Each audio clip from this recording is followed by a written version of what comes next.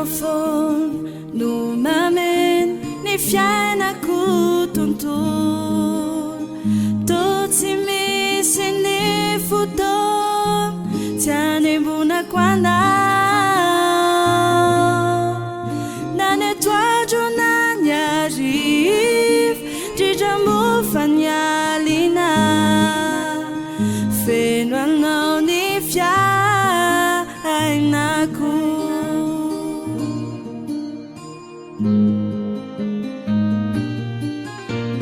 Ianofono no mameno ny fiainako tontolo, tô tsy misy ny fotoana tsy hanemonako anao,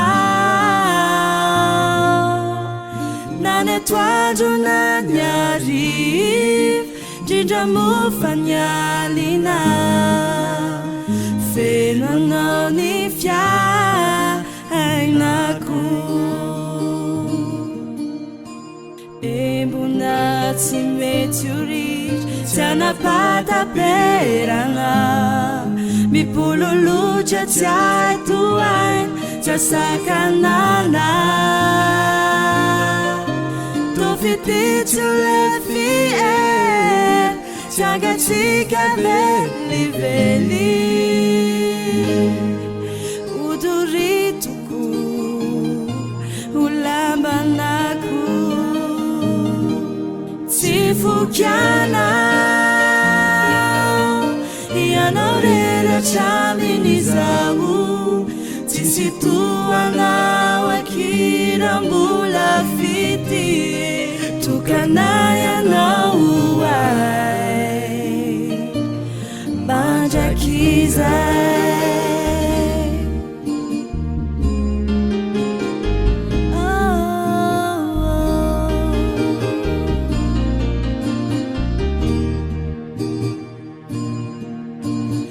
Nendrikao no mameno ny foko sy ny sary, tô tsy misy ny fotoana tsy ahatsiarovako anao, na ny atoandro na ny hariva na matory na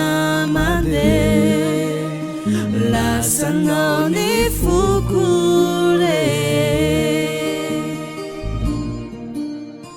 embona tsy mety ho ritra tsy anapataperana, mipololotra tsy hay toaina tsy asakanana, tô fititsy le fiera tsy angatsika velively, odoritoko ho lambanako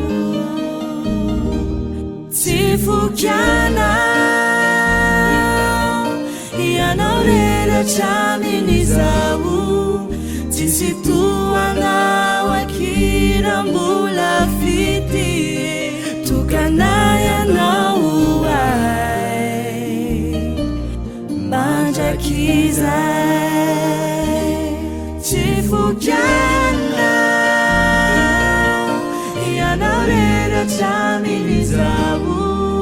tsisy toanao akiram-bola fity, tokanay